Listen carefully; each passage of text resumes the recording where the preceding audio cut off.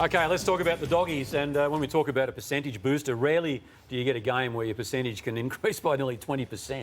It was amazing, wasn't it? And they were quite uncompetitive, the Saints, last night. We want to talk about how good the Bulldogs were, but just uncompetitive Saints at times.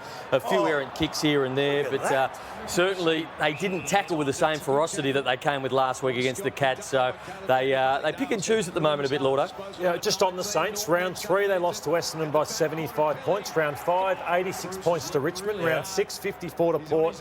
And now 111 to the Western Bulldogs. That's 4 smashings, Kane, in 10 rounds. Yeah, it was alarming to be there. Now, the Dogs were unbelievable. We'll get to that in a moment. But I think the story of the round is St Kilda. So have a look at this. They're minus 50 for disposals, yet somehow they're minus 26 for tackles. Now, we can get complicated in this game, but that is a stat that just shows you the effort wasn't there last night, and also the hit-outs. So Ryder had the advantage there.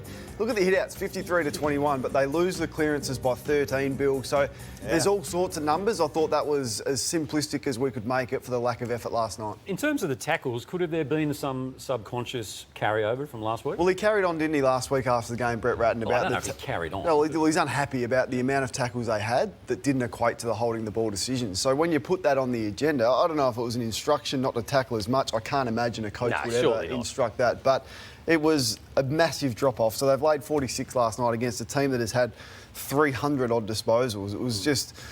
It was really, really, it was a confronting performance. It was. That's a good word to use. And Brett Ratton basically is confronted now with what he's up Don't against. You steal it?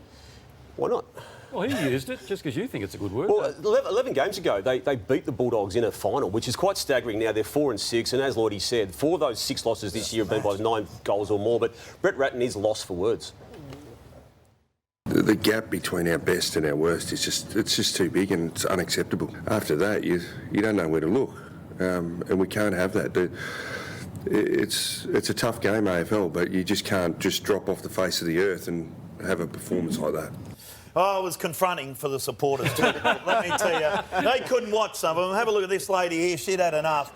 And that's a very, very good book, by the way. Well, is it, Bill? Because it's called The Reading Group. Which is about women reading books. I know, but I read a review that said I wanted to throw this book across the room several times while forcing myself to finish it. I'm a little bit mad at myself for wasting hours of my life reading it. Mate, so she actually preferred that book than the footy. Exactly.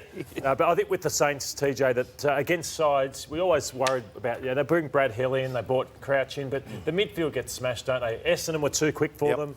Port Adelaide too quick for them. So they've fallen right back into the pack. They recruited James Frawley, Sean McKernan. They must have thought they were extremely close, but they're a mile away. But the team they played, I genuinely believe that they're the best side in it, the Western Bulldogs, and they just smash you. They absolutely smash you and demolish you. They've scored 1,033 points, but we want to highlight, everyone talks about how slick they are, but they are ferocious is the right word at the ball carrier as well. So they're not just a silky team, they are also a tough team. So Lordo, can you peak too early?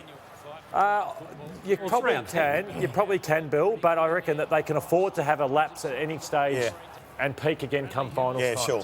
So I think banking wins like they are holds them in great stead. And I know in the year 2000 we were 20-0, and I was worried because we were having a few lapses. We dropped the game, sharpened us up a little bit, and you go again. So is that just good old-fashioned tough footy that they're playing at the moment, as opposed to team? Sorry? Team footy. Yeah. Well, TJ, two-way footy. They've scored 1,033 points and they've conceded 638. So that's just the perfect balance of football. Yeah, it is. TJ, the best coach I ever had was Phil Walsh. He had a saying, don't get the ball goggles on. What he means by that is don't get sucked into the ball and leave the outside exposed. This is what the Western Bulldogs are doing so well. They trust their teammate to win the footy and they play their role. So Libba wins it in tight. We'll pause it there. That's a tough contested footy you've got to win. Just watch the teammates of the Dogs that hold their width on the outside. Bailey Dale was unbelievable. Hunter's playing on a wing. His man's battle back here. He holds his width. They get a goal out of that. Their ability to win contested, but then play their role. Hunter again on the outside, holds his width, doesn't get it. They flick it around in tight. They're the best in the competition at doing this. But look, Hunter's holding his width. They're holding their width. They win the tough contested footy and they hold out. They're not getting the ball goggles on. They're not getting sucked in. Watch here. I want to highlight this one here. Brad Crouch wins it. Bailey Smith is still back here. He trusts his defenders to take the intercept mark. Look where Bailey Smith is right now. He's holding his width.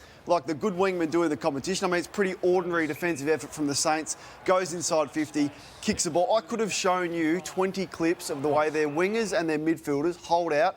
They trust their teammates to win a contested footy. Back years ago, Kane, maybe 10, 15 years ago, that was called cheating or lurking out the back. But when you trust your teammate like the Bulldogs, but you can't do that if you're in a 16th, 17th, 18th base side, can you? When you're a Melbourne or a Western Bulldogs, you can trust the players up the field to get you the footy back. Exactly right, and their midfield numbers are off the chart. So they just have that belief and that confidence that their team is going to get their job done when they need to. The point you make there, Dustin Martin's done that for the last 5 years, and it would be seen as cheating in some sides, but when you're dominating, you get away with it. Sorry, just on Dusty. yeah. Hang on. Now, please, at home, strap yourself in. Billy has done some groundbreaking research into Dusty Martin, which we're going to get to a little later on, Billy. I'm not sure about it.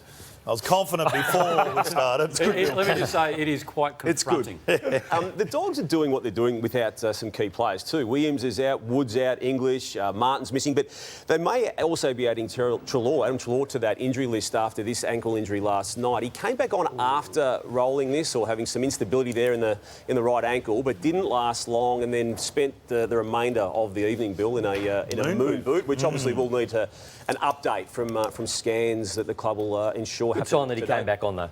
You like that, do you? Yeah. It couldn't be that bad. I mean, he might miss maybe 1 or 2. It couldn't be a 6 to 8 weeker if they've put him back out there straight after that to continue running. And then he obviously felt a little bit more, so you'd be quite confident that he doesn't miss. Well, they've got a bye coming up, I assume. Soonish, yeah. Big game Friday night. One of your mates, yes. one of your mates is going to be joining us. Cody Waitman, hasn't he given him a spark the last couple of weeks?